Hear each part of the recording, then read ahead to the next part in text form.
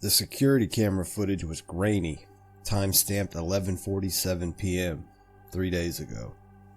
Tommy Holloway, age 8, walked across the backyard in his Batman pajamas. No coat, no shoes.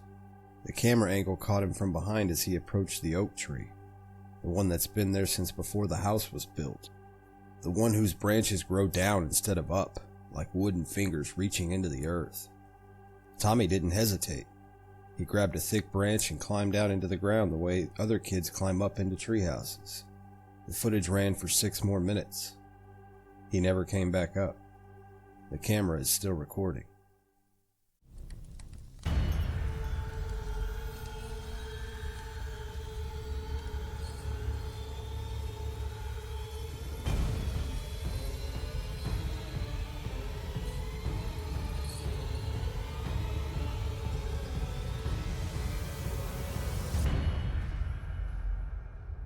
Welcome to the Haunted Horror Half-Hour horror stories that haunt your mind. Sam Holloway had watched that footage 47 times. She knew because the security app tracked views, and all 47 were hers. Her parents had watched it once. Her mom had made it 30 seconds before she started sobbing, and her dad had made it through twice before he stopped sleeping entirely. The police had watched it 3 times. Then filed it under runaway juvenile and told her parents that kids Tommy's age often wandered off after family arguments. There hadn't been a family argument. There had been spaghetti for dinner and a movie night with popcorn and Tommy laughing so hard he snorted milk out of his nose. And then he'd gone to bed. Then he'd gone into the tree. Sam sat in the same lawn chair she'd been sitting in for 72 hours, wrapped in a sleeping bag that smelt like basement mildew and her own unwashed hair. The backyard was small, just a rectangle of overgrown grass bordered by a sagging fence, but the oak tree dominated it like a monument or a gravestone. Most trees reached for the sky. This one reached for hell. Its trunk was massive, easily 6 foot wide, with the bark so dark it looked wet even in the drought of late summer. But instead of branches spreading upward into a canopy, they curved down and burrowed into the earth at sharp angles, creating a cage of wood and shadow around the base. Some branches were as thick as Sam's waist. Others were as thin as broom handles, writhing into the ground like roots in reverse. Her dad said the tree had always been like that, some genetic mutation, some quirk of nature. Sam knew better now. The porch light behind her flickered. The bulb was dying, and no one had bothered to change it. Inside the house, she could hear her mother on the phone again, her voice cranked and hollow. The same conversation. Yes, 8 years old. Yes, Batman pajamas. Yes, we've checked everywhere. Yes, we're sure. Her father hadn't spoken in 2 days. He just sat at the kitchen table, staring at Tommy's empty chair. Sam pulled the sleeping bag tighter. The night air had teeth. It was August. It should have been warm, humid, suffocating, but the temperature around the tree felt wrong. Cold, damp, like standing near an open freezer or a cave mouth. She tried explaining this to the police, but Officer Brennan had just looked at his partner with that expression adults use when they thought you were hysterical. A branch creaked. Sam's eyes snapped to the tree. Nothing moved, but she heard it. A low, woody groan, like the tree was shifting its weight, settling. She'd been hearing sounds for 3 days now. Whispers that might have been wind, footsteps that might have been squirrels, and laughter. Tommy's laughter. High and bright, echoing up from somewhere deep beneath the earth, muffled by layers of soil and root and darkness. She heard it twice the first night, once yesterday afternoon, and now, there, faint, distant, but definitely laughter. Tommy? Her voice cracked. She stood up, the sleeping bag falling away, and walked toward the tree on numb legs. Tommy, if you can hear me. The laughter stopped. Sam froze 6 feet from the trunk. This close, the wrongness was overwhelming. The air smelled like wet copper and rot, and the ground beneath her feet felt soft, spongy, like the earth was digesting something. The downward growing branches created a tunnel of sorts, a wooden throat that descended into darkness. She'd stood at this exact spot 100 times in the last 3 days, trying to force herself to climb down. But every time, her body refused. Some animal part of her brain screamed that going into the tree meant never coming out. But Tommy had gone in, and Tommy hadn't come out. "Please," she whispered, "please come back." For a long moment, there was nothing. Then, from somewhere deep below, she heard it. A wet, rhythmic sound. Thump, thump, thump, thump, like a heartbeat. Like the tree itself was alive and pumping something through its veins. The branches around her seemed to pulse in rhythm. Thump, thump, thump, thump. Sam stumbled backward, her heart hammering against her ribs. The porch light flickered again, throwing wild shadows across the yard. And for just a second, less than a second, a fraction of a breath, she saw movement in the tree's depths. Something pale, something small, something climbing. "Tommy!" She lunged forward, but the moment was already gone. Just darkness and branches and that horrible heartbeat sound echoing up from the earth. Sam stood there, shaking, until the porch light finally died completely. Sam went inside at dawn. Not because she wanted to, but because her mother appeared on the porch, eyes red-rimmed and vacant, and said, "Come eat something." It wasn't a request. Breakfast was toast that Sam didn't taste, and orange juice that sat in her stomach like acid. Her father was still at the table, still staring at Tommy's chair. He'd lost weight. They all had. The house felt like it was collapsing in on itself, the walls pressing closer, the air growing thinner. "The detective is coming by at noon," her mother said, buttering her toast with mechanical precision. "He wants to ask more questions." Sam knew what that meant. More questions about Tommy's behavior, his friends, his internet history. They were building a profile of a runaway, a troubled kid, a family in crisis. They didn't understand. The tree took him. She excused herself and went upstairs, showered for the first time in 3 days, and changed into jeans and her thickest hoodie. Then she went to Tommy's room. It looked exactly the same. Legos scattered across the floor, Minecraft posters on the walls. His bed unmade, the Batman sheets tangled like he'd just gotten up to use the bathroom and would be right back. Sam opened his closet and pulled out his hiking boots. The good ones, with the reinforced toes. Then she went to the garage and found her dad's heavy-duty flashlight, the kind used for camping, and a coil of climbing rope left over from a family trip in Colorado that it felt like it had happened in another lifetime. She was going in. She had to. Because last night, in that half-second of movement, she'd seen him. She was sure of it now. Tommy, pale and small, climbing deeper into the tree instead of up toward her. And if he could go down, she could follow. By 10 a.m., the house was empty. Her mother had gone to make copies of the missing persons flyers. Her father had finally moved from the table to the couch, where he'd fallen into an exhausted sleep. Sam stood at the base of the oak tree with the rope coiled over her shoulder and the flashlight clipped to her belt. The branches descended into the earth at a steep angle, but they were thick enough to hold her weight. She'd climbed trees her whole life. Up trees, normal trees, trees that made sense. This couldn't be that different. Except it was. It was completely different. Every instinct in her body was screaming at her to stop. She grabbed the nearest branch and tested it. Solid, cold. The bark felt almost wet, though it wasn't raining and hadn't rained in weeks. "I'm coming, Tommy," she whispered. Then she climbed down into the ground. The first few feet were the hardest. Her hands slipped on the strange dampness of the bark, and her legs shook as she lowered herself from branch to branch. The wooden tunnel was just wide enough for her body, the walls of earth pressing close on either side. Soil rained down on her head. The smell of copper intensified, mixing with something else, something organic and ancient, like the inside of a cave that had never seen sunlight. 10 feet down, the temperature dropped. 20 feet down, gravity felt wrong. 30 feet down, Sam clicked on the flashlight and gasped. The tunnel opened up. She was hanging from a branch on the center of a vast space, and when the flashlight beam swept forward, it didn't hit the ground. It hit sky. An impossible, inverted sky, black as ink, stretching endlessly below her. And in that sky, growing upward from an earthen ceiling hundreds of feet above, was a forest. An entire forest, upside down. Its roots in the dirt ceiling and its branches reaching down toward her like the fingers of drowning hands. The black sun hung in the distance, cold and lightless. Sam's grip on the branch faltered.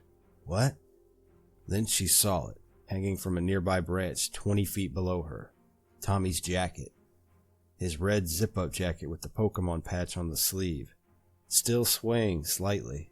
Still warm. As if he'd just taken it off. Sam hung there, breath locked in her chest, fingers numb around the branch. The flashlight beam trembled as her arm shook, sweeping across the impossible forest below. Hundreds, no, thousands, of trees grew upside down beneath her, their trunks vanishing into the darkness below. Their roots fused into the dirt ceiling above like veins pressed against skin. None of the trees had leaves. Instead, their branches ended in pale, fibrous tendrils that twitched slowly, lazily, as if responding to a current Sam couldn't feel. The black sun overhead pulsed once.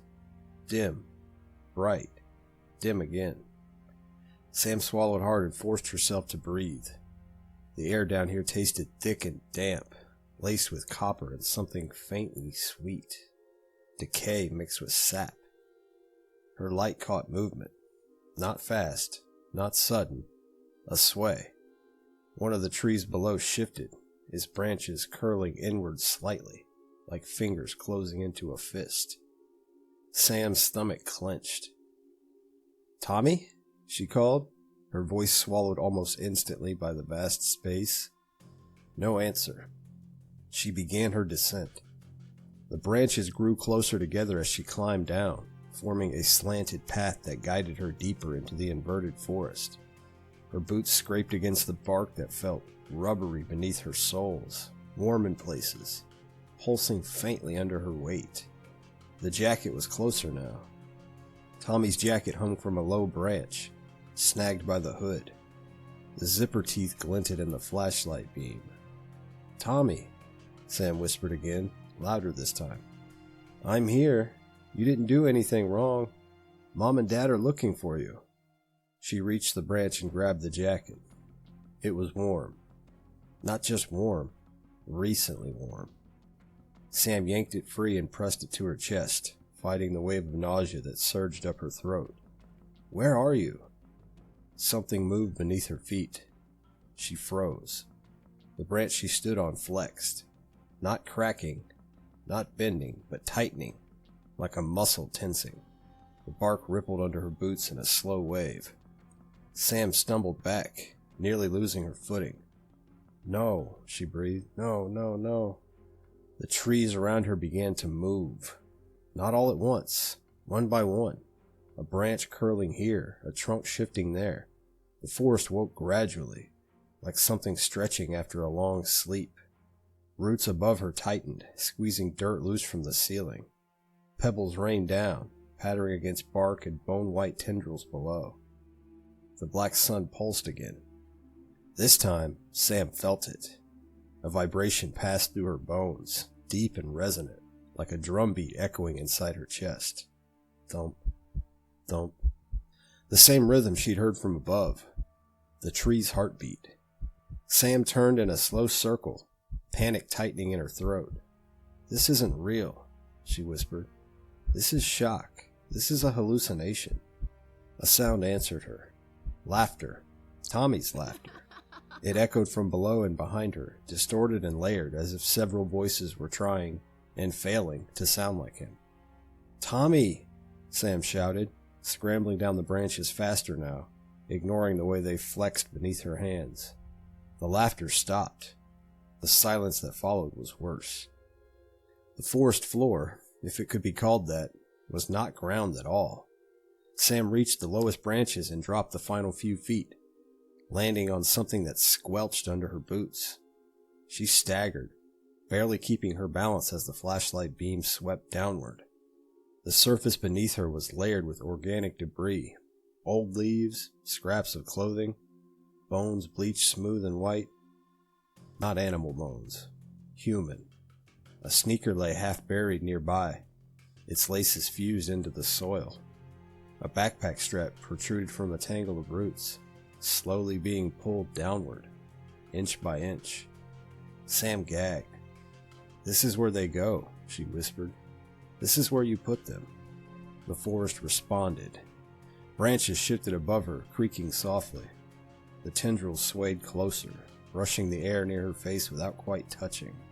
"Tommy?" She called again, her voice breaking. A figure stepped out into the edge of her flashlight beam. Sam screamed. It was a child. Thin, pale, barefoot, but wrong in ways that made her vision blur.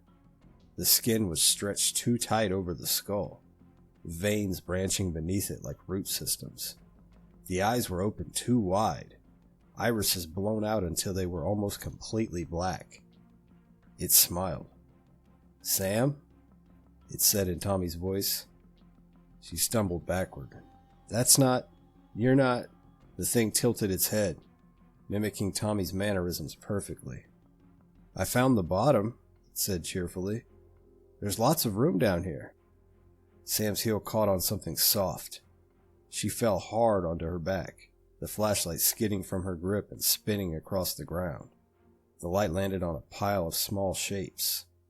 Children. Dozens of them. Some intact, some half consumed. Some fused into the roots themselves, faces frozen mid-scream, mouths filled with bark. The truth hit her all at once. The tree didn't just take children, it grew them. The branches above tightened. Sam scrambled backward, clawing at the slick ground. "Give him back," she screamed. "You can have me instead." The forest stilled. The figure wearing Tommy's face frowned. "It doesn't work that way." Roots erupted from the ground around her, wrapping around her ankles, her wrist, her waist.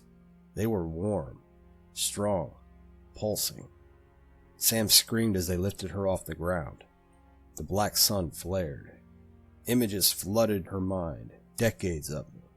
Children wandering too close, falling in, being welcomed, being broken down, being replanted.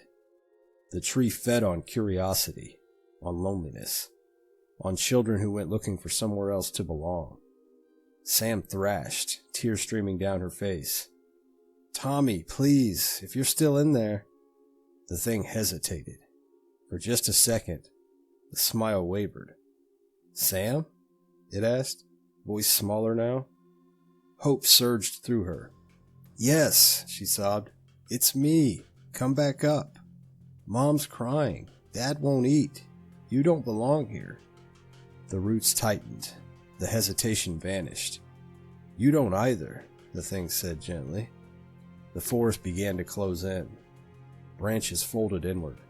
Tendrils wrapped around her arms, her throat, her face. The smell of copper filled her lungs as the ground rose up to meet her. Above, far, far above, the oak tree in the backyard creaked softly. And in the darkness below, the tree grew just a little more.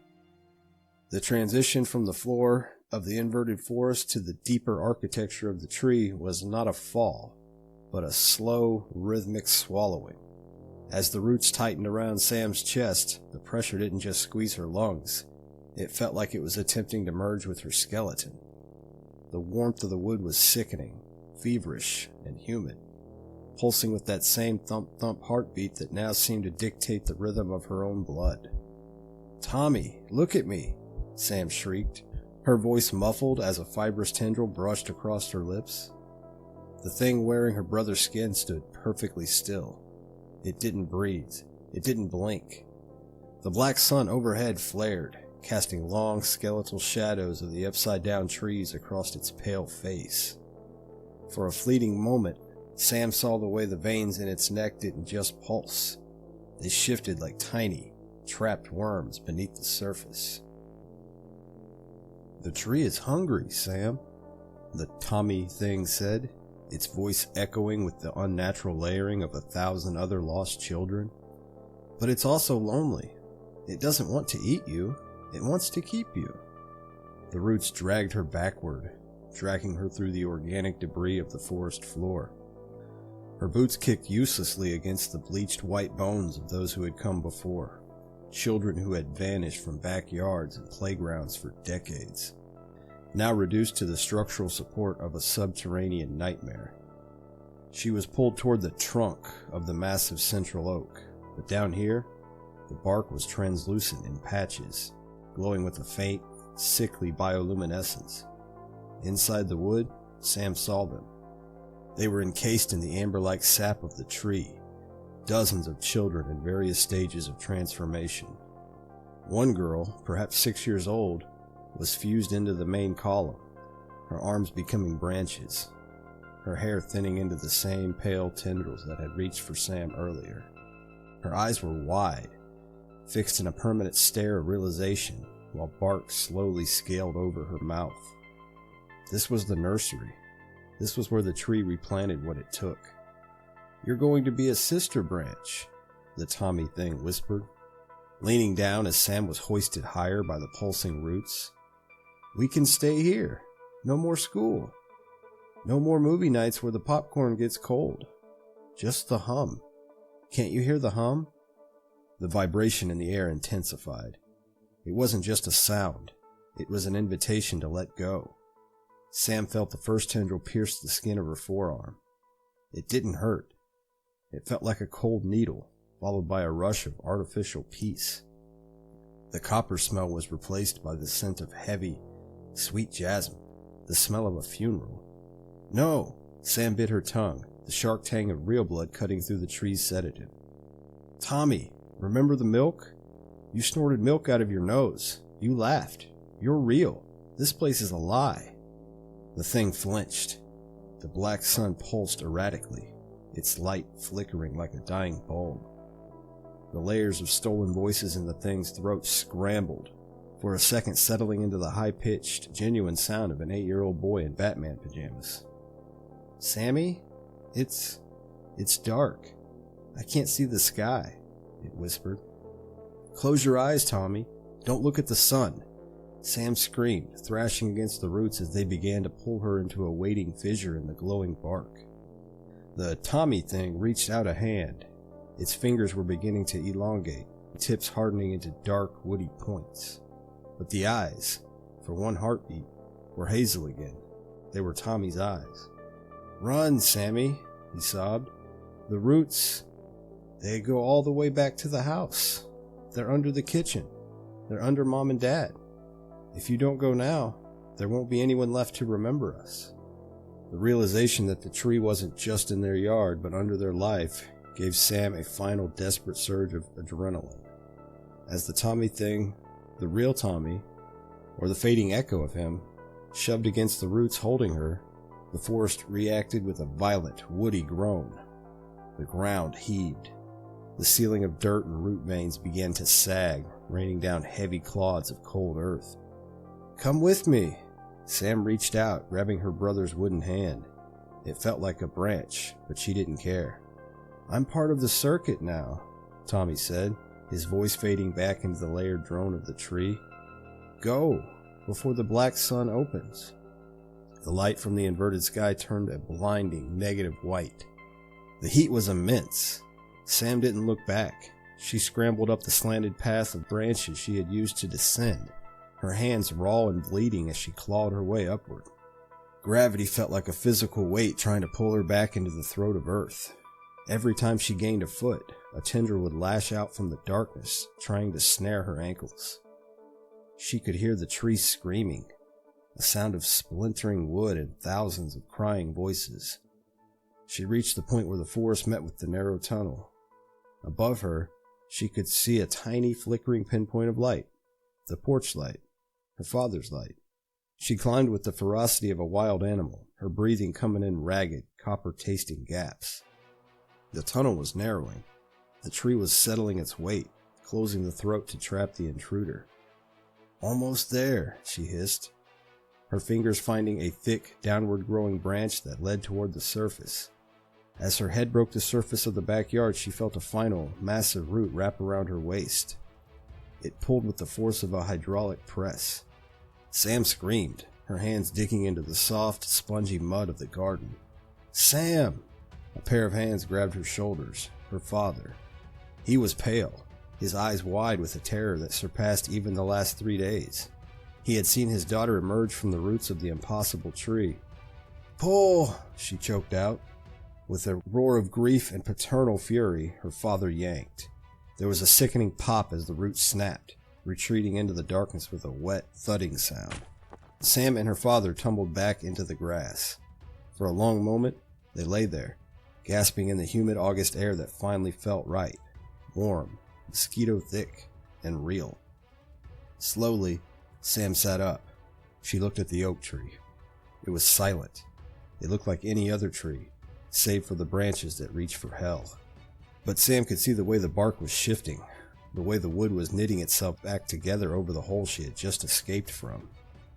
In her hand, she was still clutching something. She looked down. It wasn't Tommy's hand. It was a small broken twig, shaped vaguely like a human finger. And wrapped around it was the red zip-up jacket with the Pokemon patch. "Where's Tommy?" her father asked, his voice in a broken whisper. Sam looked at the tree, then at the ground beneath their house. She could feel it now. The faint, rhythmic thump-thump vibrating through the soles of her feet. Tommy wasn't gone. He was the foundation. "He's staying," Sam said, her voice hollow and old. "He told me we have to leave, Dad. We have to leave right now." As they ran toward the house, Sam looked back one last time. The security camera on the porch flickered. On the grainy monitor inside, she knew it was recording. The oak tree, its branches swinging in a wind that didn't exist, and a small, pale face looking out from the shadows of the trunk, waiting for the next child to wonder what grows underground. Sam's father didn't ask questions.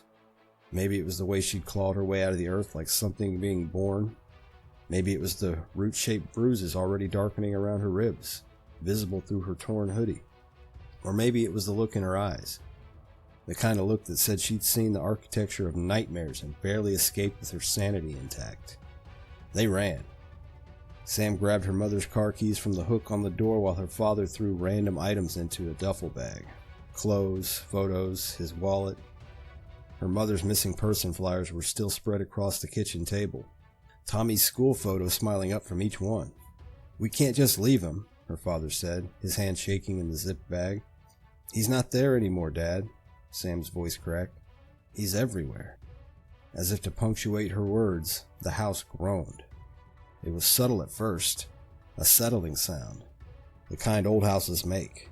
But then it came again, deeper, and Sam felt it through her feet. The floorboards shifted, rising slightly in the center of the kitchen as if something beneath them moved. Thump, thump, thump, thump. "Go," Sam whispered. "Now." They burst through the front door into the late morning sun. Sam's mother was pulling into the driveway, her car laden with boxes of flyers. She stepped out, confusion crossing her face as she saw them running. "What's—" "Get in your car," Sam's father shouted. "Drive. Just drive." The oak tree in the backyard began to scream. It wasn't a human sound, but it wasn't entirely not human either. It was the sound of wood splitting under impossible pressure, mixed with the layered voices of dozens, hundreds of children, all crying out in unison. The security camera on the porch sparked once, twice, then shattered, raining plastic fragments onto the welcome mat. Sam's mother stood frozen, keys dangling from her hand. The ground beneath the driveway cracked.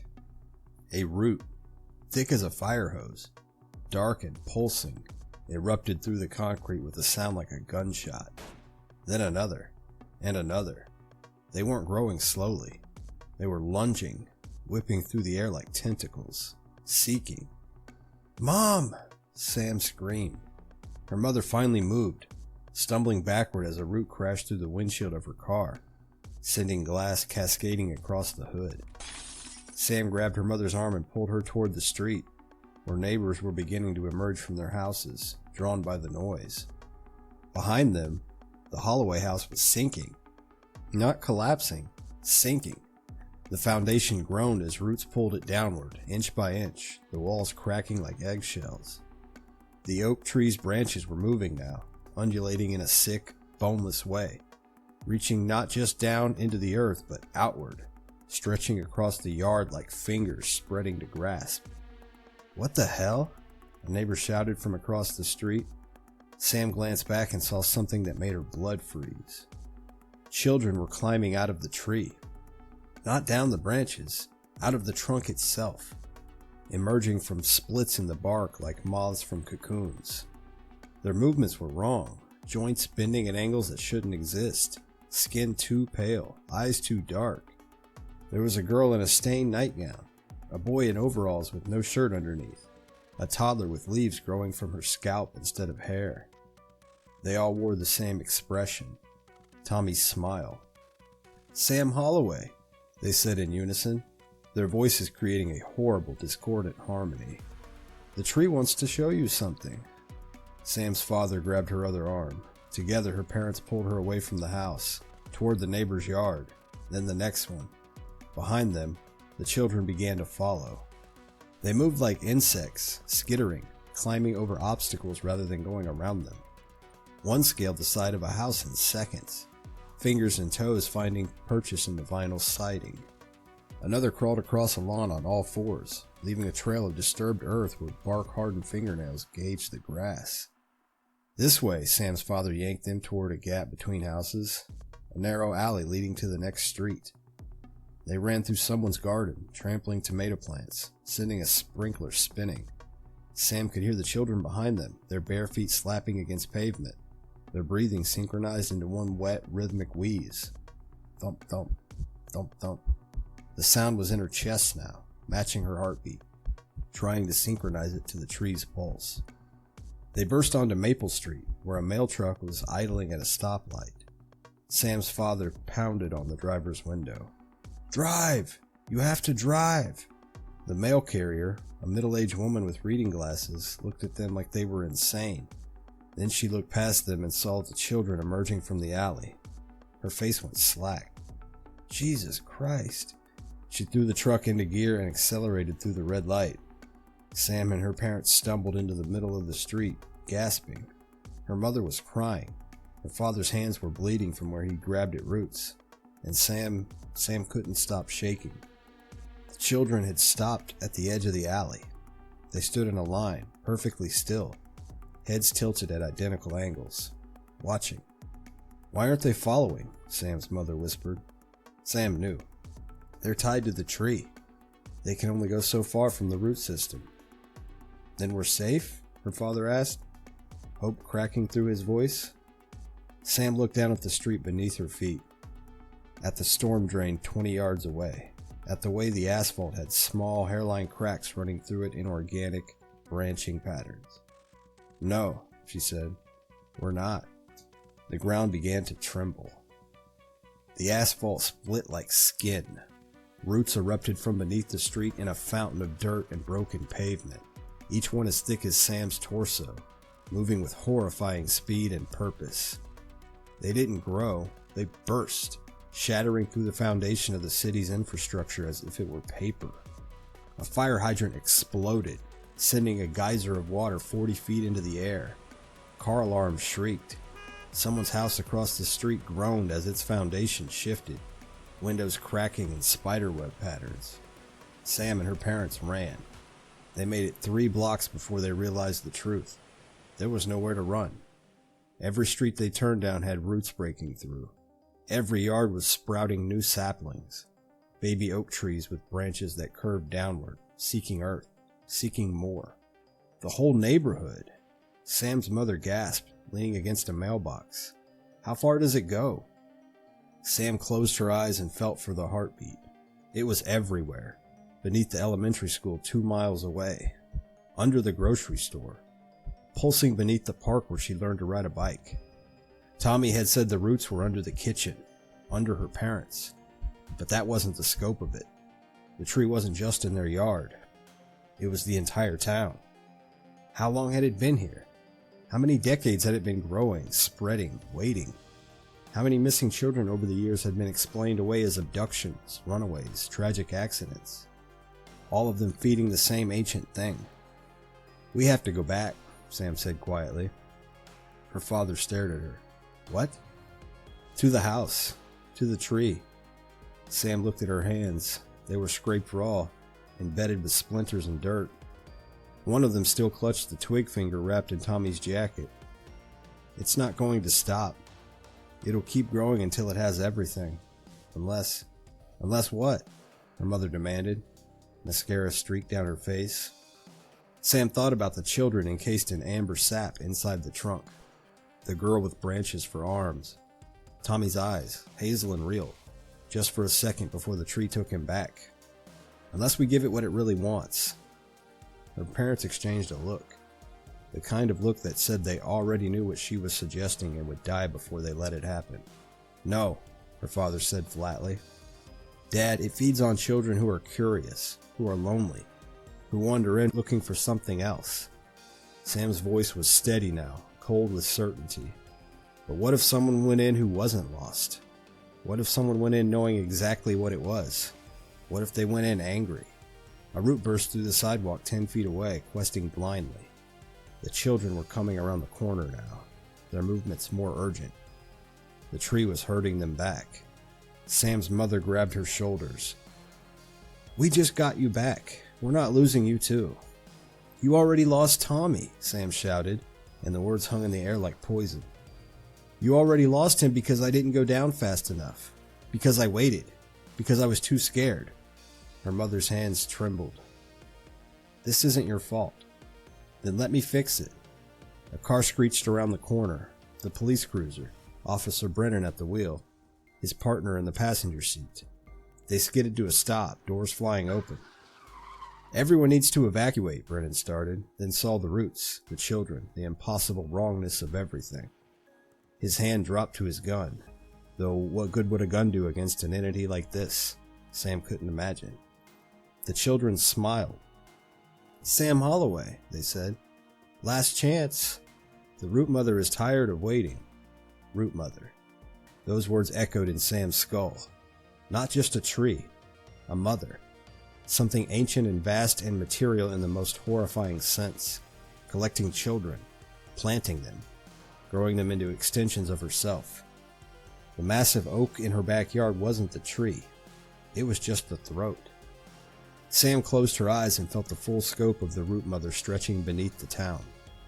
Miles of root system, centuries of growth. And somewhere in the center, deep beneath where the first settlers had built their new homes, was the heart. The true trunk. The place where it all began.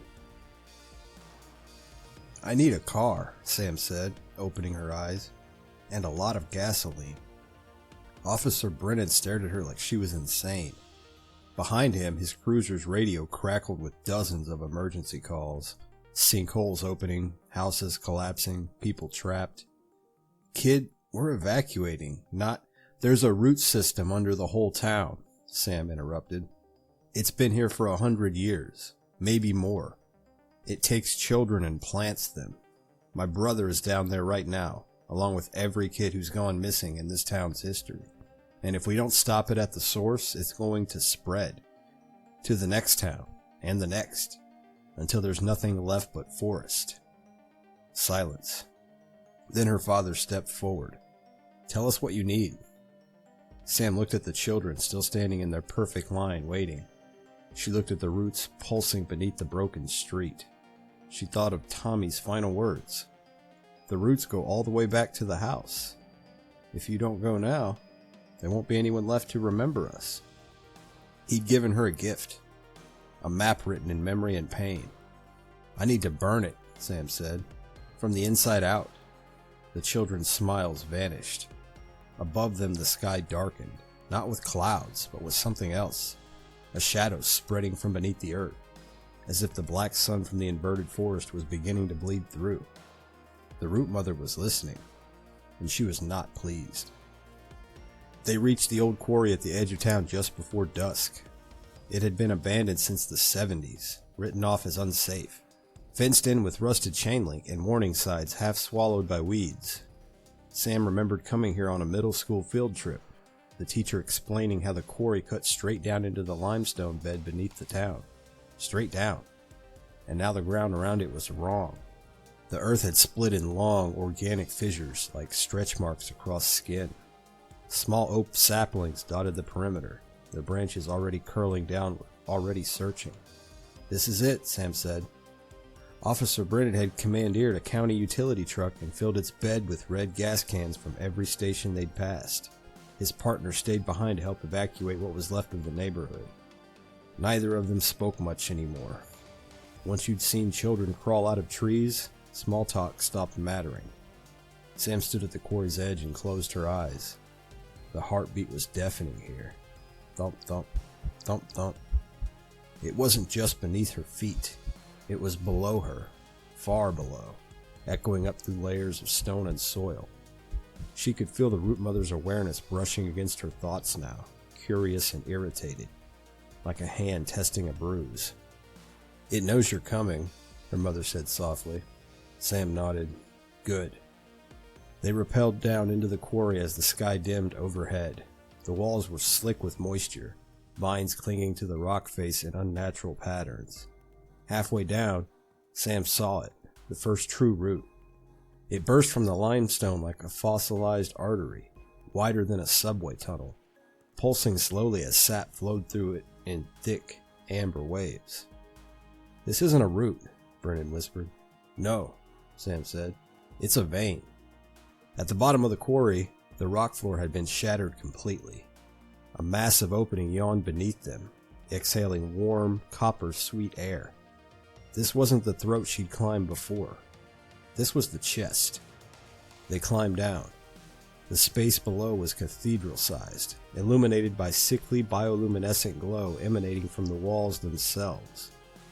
The heartwood towered in the center, a colossal column of bark and bone-white fiber, its surface translucent enough to reveal shapes moving inside.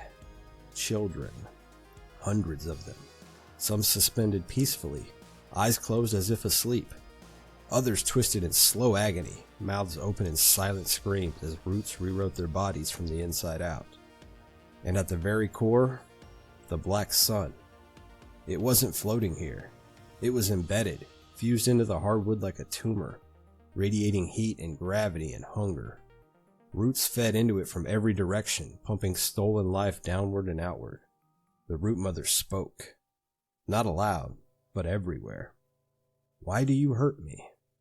Sam staggered as the voice flooded her head, layered with grief and fury and something almost human. Images surged, settlers burying their dead children in shallow graves, starving winters, prayers unanswered. "I keep them. I grow them. I do not let them be lost." "You don't keep them," Sam said, her voice echoing weakly in the vast chamber. "You erase them." A shape peeled itself free from the heartwood and stepped forward. Tommy, or what was left of him. His body was half-formed now, one arm still a child's, the other already branching, bark creeping up his neck. His eyes were hazel, clear, and devastatingly real. "Sammy," he said, "it hurts to remember." Her knees buckled.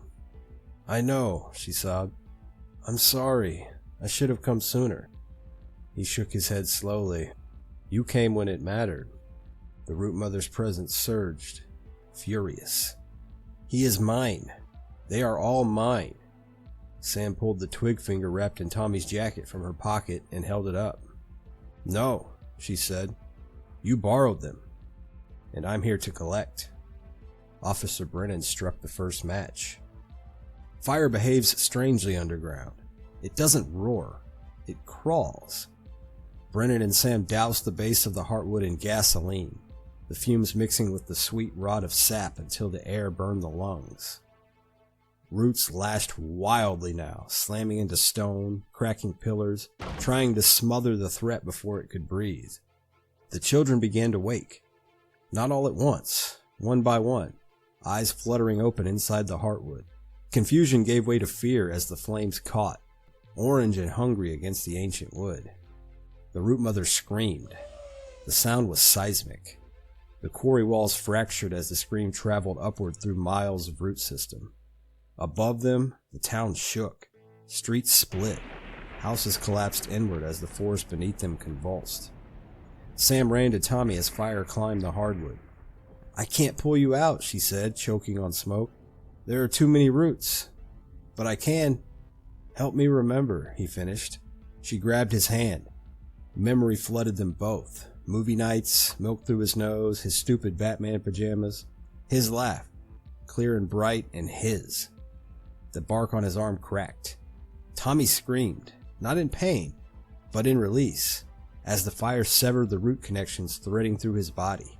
Around them, other children began to fall free, dropping gently to the cavern floor as the root mother's grip weakened. The black sun pulsed wildly. Cracks spiderwebbed across its surface. "You will starve," the root mother wailed. "You will all be alone again." "Good," Sam said. "So will we, and we'll survive it." The black sun imploded. The force of it threw them backward as light collapsed inward, roots shriveling instantly, their lifeblood cut off at the source. The heartwood split with a sound like a gunshot, then began to collapse. Brennan dragged Sam toward the quarry wall as the chamber caved in on itself. Fire raced upward through the dying veins, following the roots back the way they'd come, toward the town. They climbed. Above them, the oak tree in the Holloway's backyard burned from the inside out, its branches collapsing inward as the flames consumed it. Across town, saplings withered instantly, crumbling to ash. The forest screamed itself into silence. By dawn, it was over. The official explanation involved sinkholes, gas leaks, and a rare fungal infestation that weakened the root systems of several oak trees simultaneously. Insurance companies went bankrupt. The town was declared uninhabitable.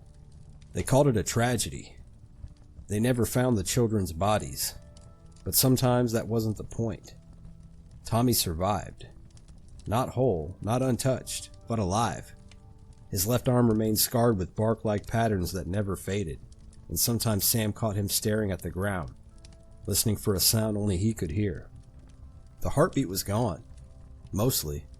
Years later, when the land was reclaimed and the quarry sealed, a park was built at the town's edge. Children playing there now, laughter filling the air. Sam watched them carefully, because late at night, when the wind moved just right through the grass, she could swear she heard roots shifting far below, waiting. If you enjoyed this nightmare, subscribe for more. New stories dropping every week. Sleep well, if you can.